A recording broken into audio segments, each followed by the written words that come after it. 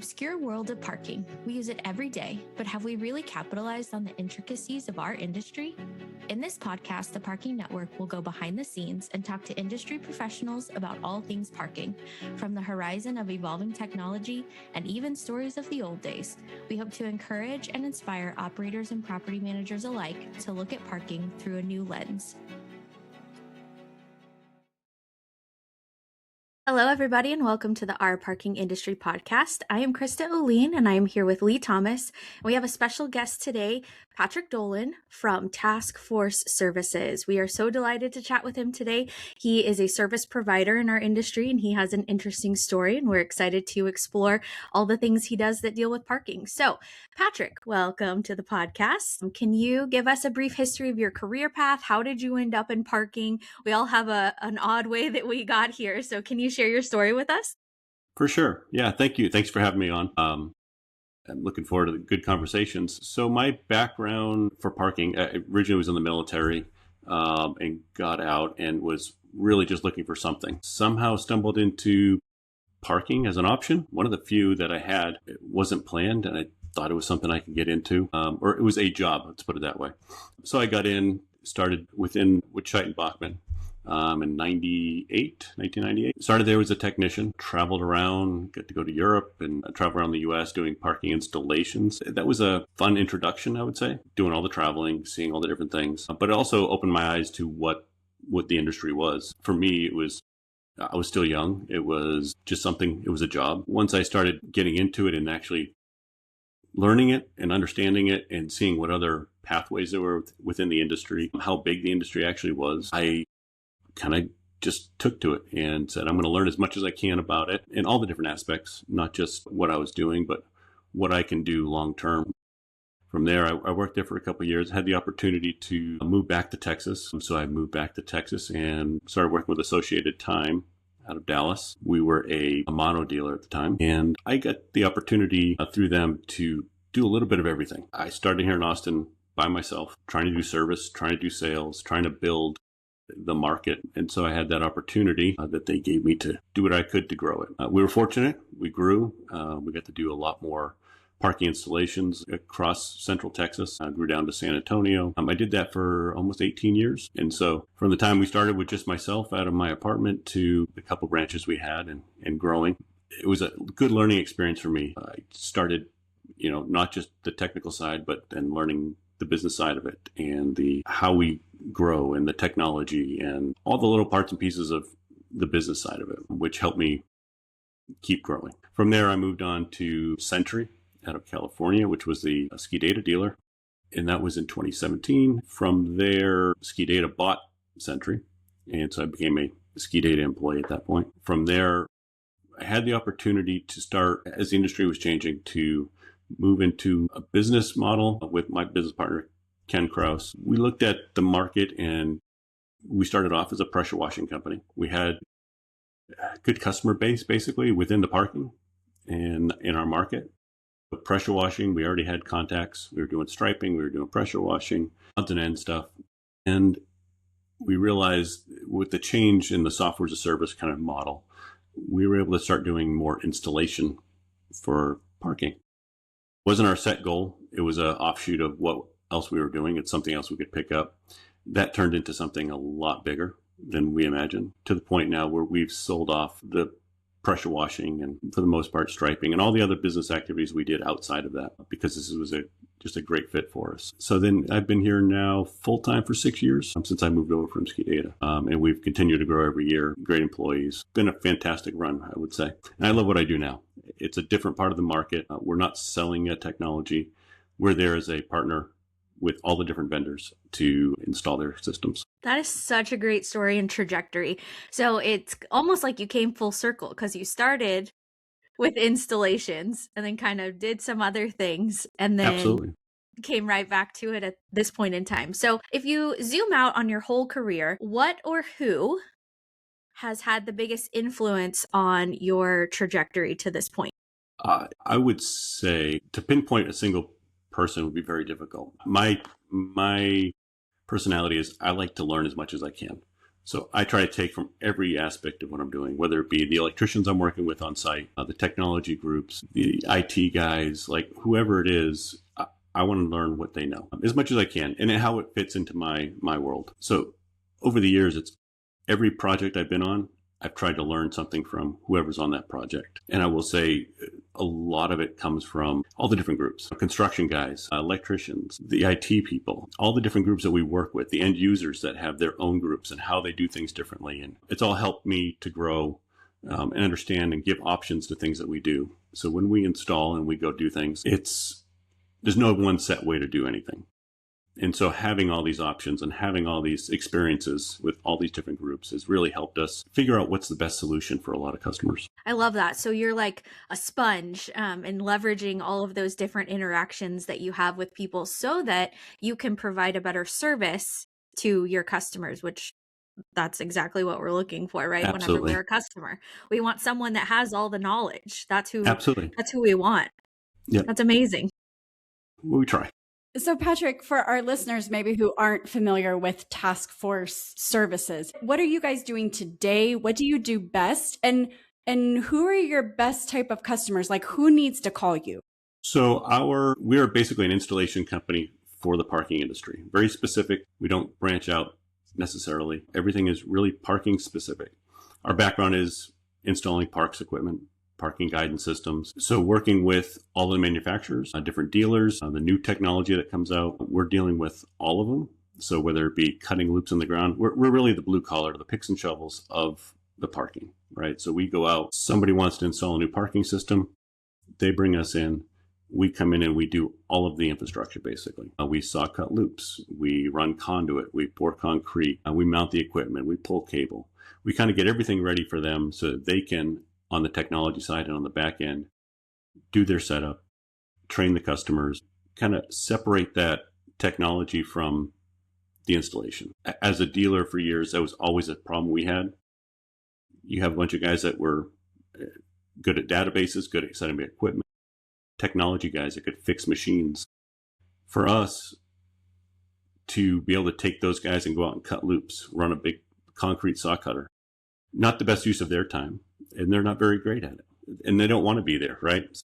We try to find the niche where we are providing that service and they take the technology and that piece of it and run with it. Because that's really where they're going to have the long-term commitment with the customer. So they want to train them properly. They want to make sure their systems are set up right, make sure their credit cards are processing properly. We're done at that point. We get all the infrastructure in and let them take it over from there. So anybody that's installing a parking system, and we're seeing that what a parking system is now changing quite significantly. It used to be just gates and ticket machines and pay on foot machines. Now it's really camera based. So everything we're doing is almost every install has some sort of camera involved with it, whether it be just a license plate with a regular inlane or camera only. So we're seeing that technology change on our side and we're adapting for that. But anybody that's installing parking is really our customer. So you operate nationwide. You mentioned earlier that you're located in Texas, but we've had you help on projects in the Boston area and you do things nationwide. How do you find a concrete saw in a town that you do not operate in? Like, how do you find a concrete vendor to come and how do you make those connections in all the various towns where you're doing these physical blue collar installations? Sure. You want the secret sauce. That's what it is. I see. Oh, no. I've just always been curious. It's taken time, right? Like, it wasn't a perfect setup. And it was, we started off doing local installs. It wasn't nationwide. It kind of slowly progressed to that. And it was us fine tuning and figuring out, how do we take this on the road? How do we do these things? Setting up the right toolkits, putting together Pelican cases that have very specific tools that we use over and over again. Our guys have their own specific toolbox that they carry along with that. And those tools are very specific. They do it every day. We looked at it. We're probably about 1,500 lanes of equipment a year that we're installing across the board. So they've got it down to a pat. They know exactly what they need and what they're doing. As far as the saws, we have relationships with rental companies across the country. Because of the scale that we're doing at it now, it makes it easier for us. We know electricians, we know people locally, we know all the dealers, we know where to get wire, we know where to get all these things. So it wasn't an overnight, here's what we're doing, but we've set up relationships and and businesses that we know we can go to get what we need in those markets. So yeah, it's taken some time. It's not a quick fix, and we've stumbled a few times. So, we've learned how to make things quicker, more efficient. And I can't take a lot of credit for that. My guys do it all the time, right? So they're out in the field. They learn exactly what they need to do, and they find ways, and they come back to us and say, why don't we do this? Why don't we do things this way? And it adjusts how we do it. We can't be there on all these installations all over the country. Some are small and some are very large scale. Larger ones, we can get involved a little bit more.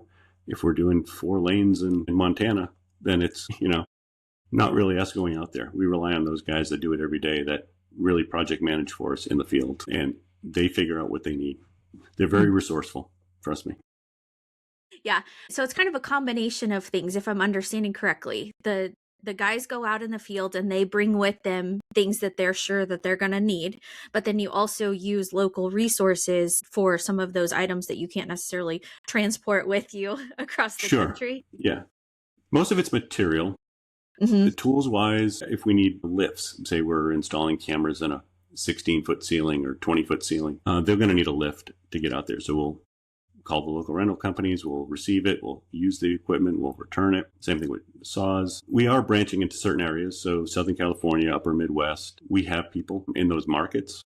So we're trying to grow and make it a little less travel for not just for us, but it makes it more cost effective for everybody. And in those markets, we'll put saws, vehicles, a little bit more tools that they would use on a day-to-day basis. But for the most part, they can figure out how to get things done pretty efficiently. Because at the end of the day, they want to go home, right? Yes, it's hard work. They work very hard. And so when they go out there, their goal is to get done as quickly as possible in the most efficient manner. And they've learned, and they share resources, right? If someone's done something in the past, they'll reach out to them. All of our guys are on our group chat. Everybody shares information. They all learn from each other. It's a great team. Yeah, we're very fortunate with the guys that we have, because it's not traveling all the time and doing construction is not necessarily the best job. But these guys make it fun. They do a really good job. They take care of each other. So that's, if they need something, somebody's always there to help. That sounds amazing.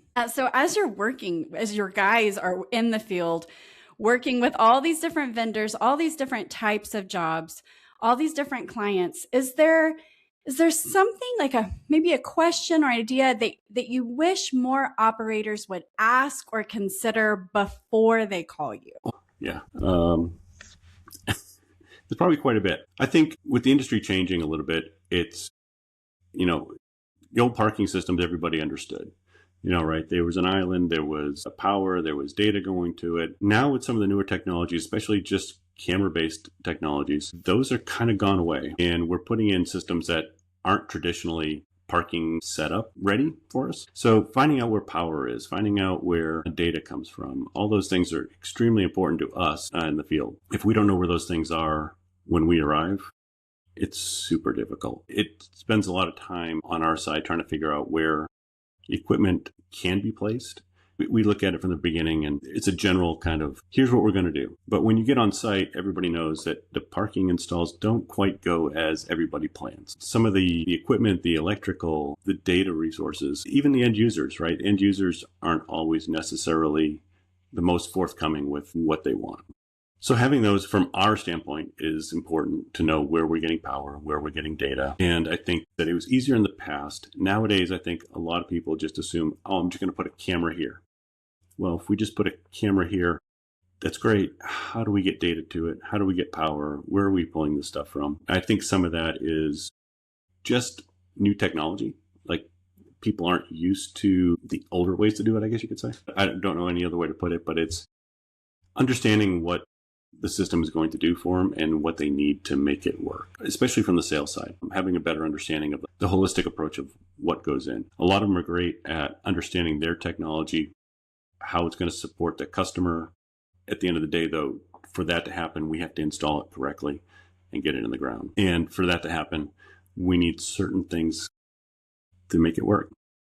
And I think that's probably the biggest piece for us. For the most part, we understand what we're getting into.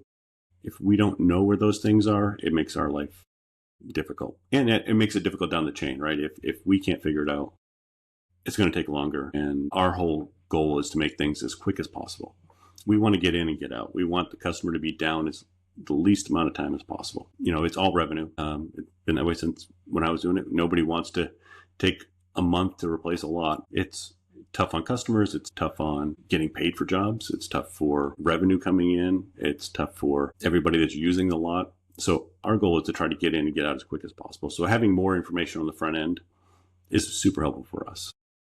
We're not making it work, but we're putting in everything to make it work for you. What does that installation perfection rate look like? Like, how often do you have to follow up with jobs and rework things because something isn't in the right spot because of those challenges you mentioned? That's a good question. I think for the most part, we get it right 98% of the time. Yeah, that's a great. lot of times it's while we're there, we're installing it, but we're also getting online with whoever's aiming cameras or whoever's testing the equipment, or that part we can make sure is done. So if there are adjustments, we can take care of that before we leave the site. So for the most part, it's good. Sometimes you have to go back to sites, changed, or driving differently than what anticipated. So, you got to make changes for that.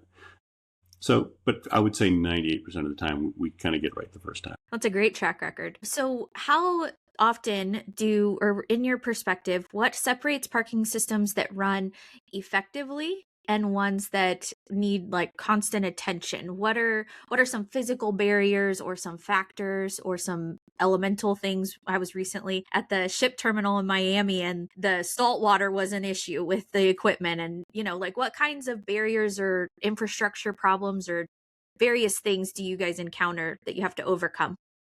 Yeah, like you said, every market's different, right? Texas is direct heat. It melts everything. It dries everything out. If you're by the ocean, you're going to get that salt water. Upper Midwest, we see it all the time with salted roads. So yeah, maintenance, even as little as wiping down equipment, right? I mean, that's an important part of it. But as far as the infrastructure goes, using the right materials from the get-go is extremely important.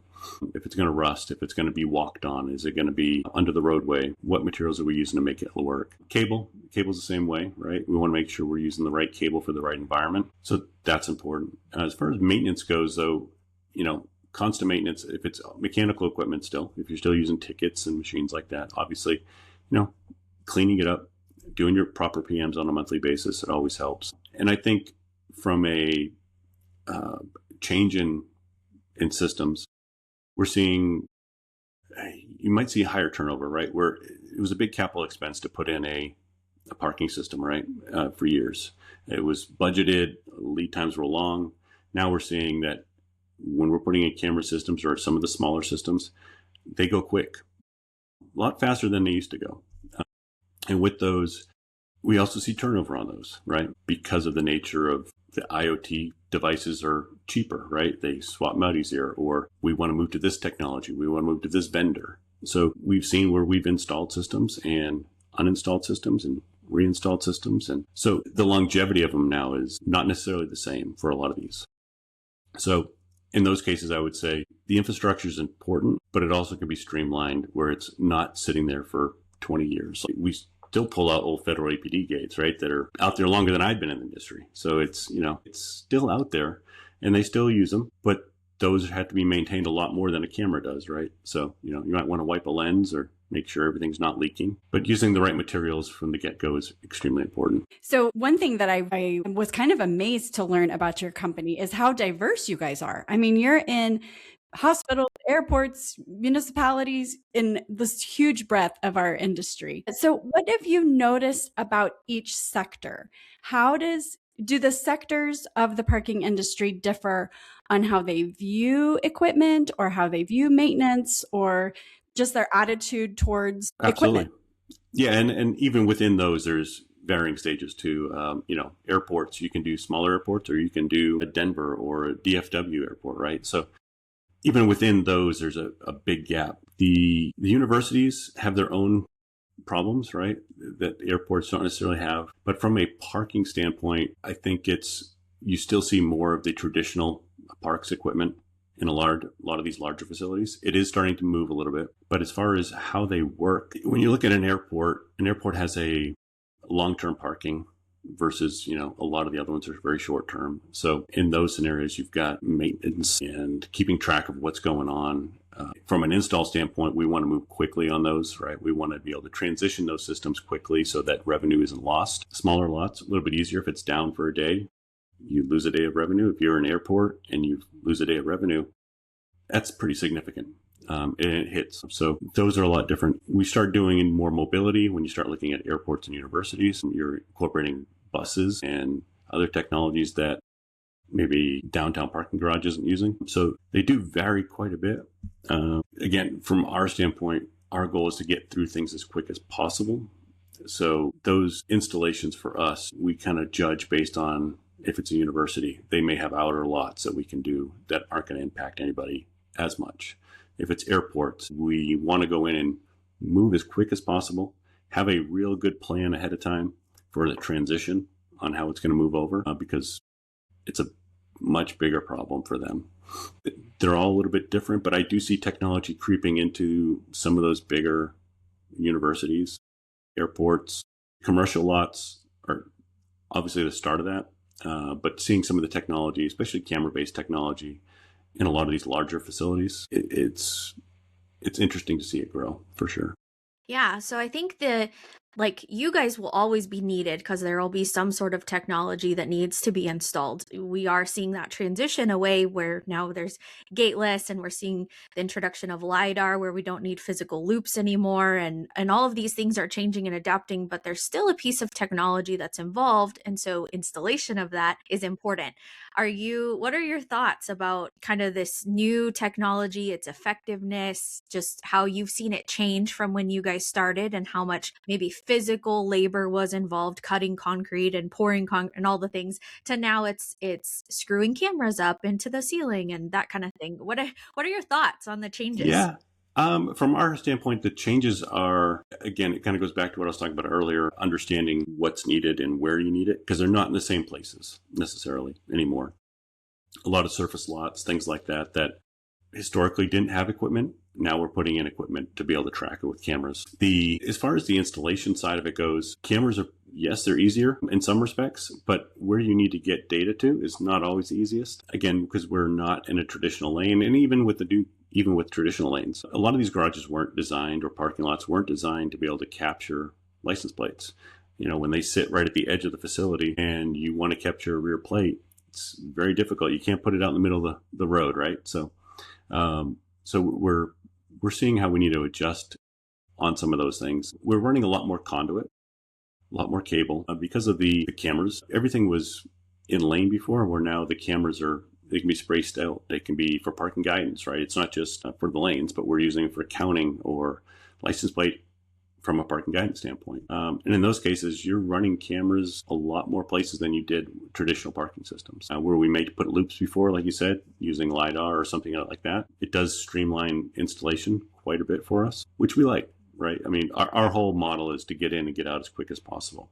So anything we can do to speed up that process is great for us. We want to be able to come in and move on and get out as quick as possible. And so, but the transition for us is a lot more conduit, I would say, is probably the biggest thing. Just to get data to where we need to get data outside of the traditional sense of parking systems. But yeah, I hadn't considered the kind of distribution of technology throughout each level of the facility now, how that has evolved and gotten more common and become more common to have a counting system on every level of the garage. And that didn't used to exist. It was mainly isolated to in lane at the entry and at the exit, and that was it. So that's an interesting point.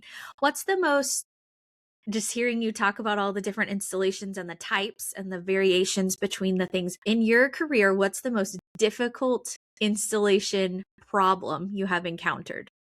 We've had quite a few. Most difficult installation problem. From our standpoint, I think the most difficult installation problem we have is, again, back to infrastructure not being available, right? So when you show up and we need to get power and nobody knows where it is, nobody knows what's going on, and all of a sudden you're kind of tasked at, we need to trench 100 feet from this electrical panel, right? And you don't anticipate that, right? Like, we're very good at budgeting our time. We understand how long it takes us to do a typical conduit run or a lane of equipment, or we can budget that pretty easily.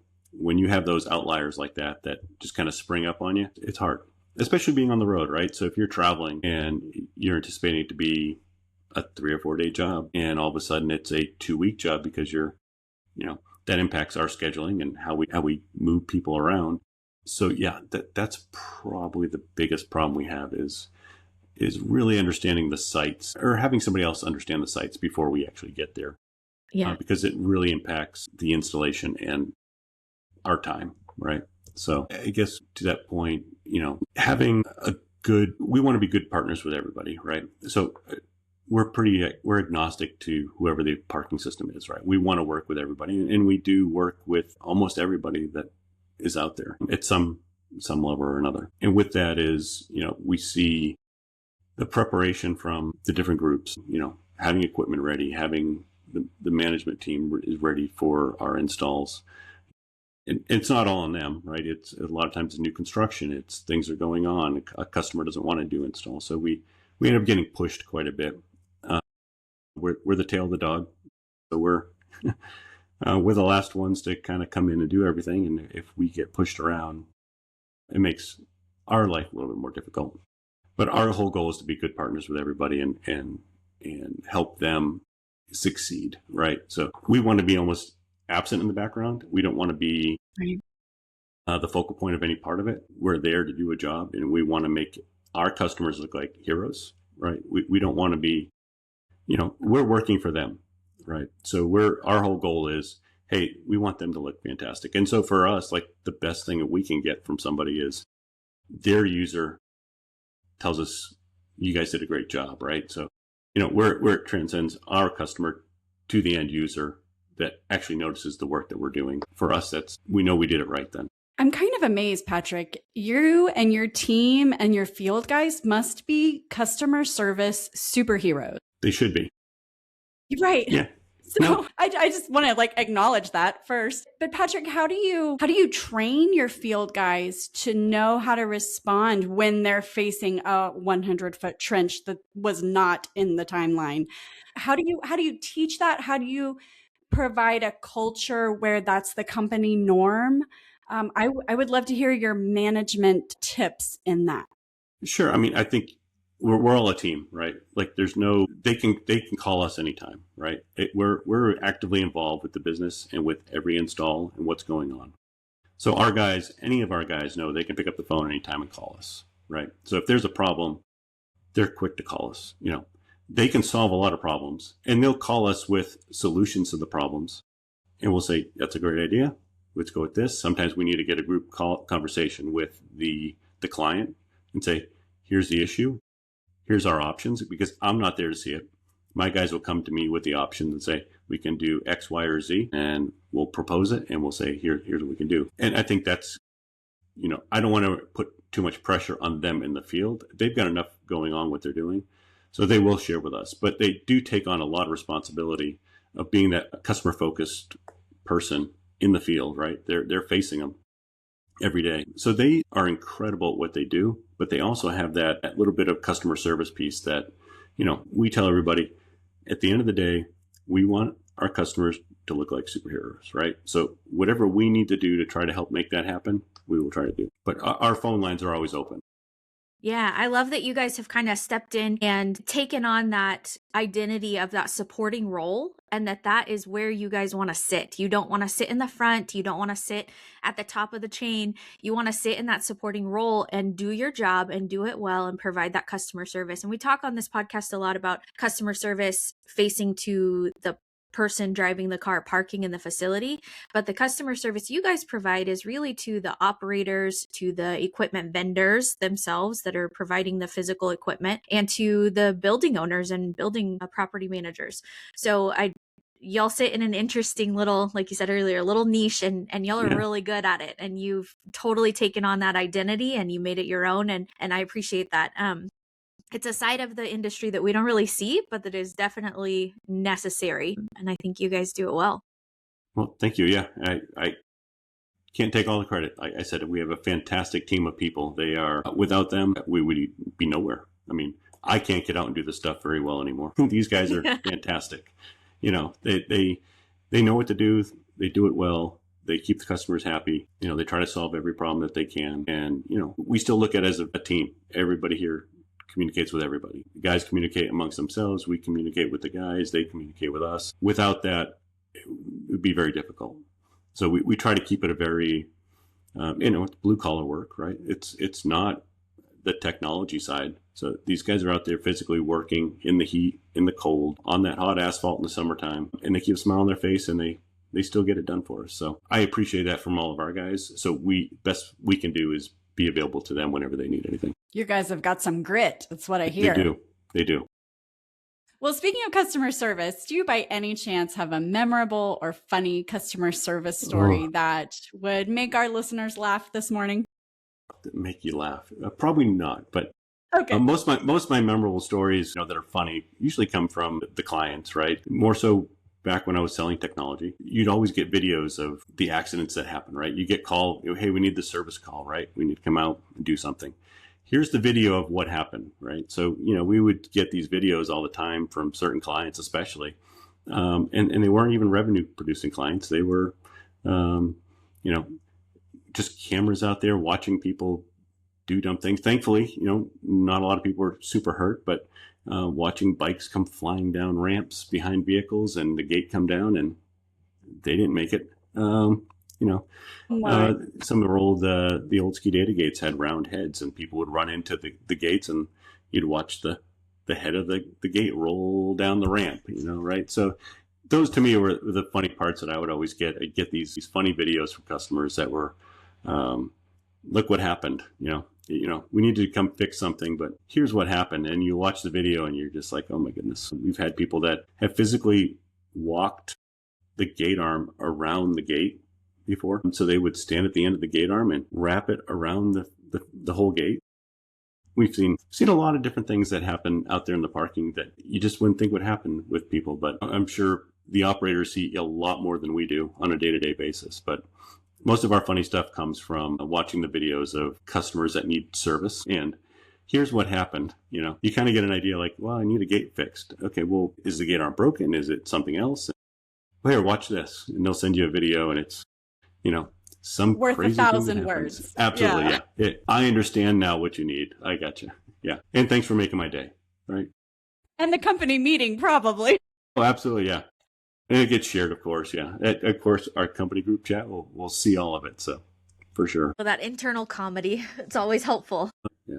But then you also know what problems you're going to encounter whenever you get there to perform the maintenance call. That's right. And it's a good conversation. Yeah, absolutely. All right. Well, thank you so much, Patrick, for your time and sharing how you support the industry through the installation process and kind of the back supporting role that you do very well. We appreciate your time talking with us today and telling us how Task Force Services just supports across the country. It's such an interesting piece that doesn't really get highlighted much. So we're glad you're here. We got to hear about relationship building, communication, customer service. So all the things we like to talk about on this podcast. We hope you found some knowledge and maybe gained a resource today. And we will see you next time on the Our Parking Industry podcast. To quote one of the greatest business minds of our time, Charles Munger, he said, "The best thing a human can do is help another human being know more." Here on Our Parking Industry podcast, we want to provide knowledge and resources. If you heard something that sparked your curiosity in today's episode, please reach out on our socials at TPN Consulting. You can find us on LinkedIn, Facebook, YouTube, and Instagram. Don't forget to subscribe and follow. See you next time on Our Parking Industry.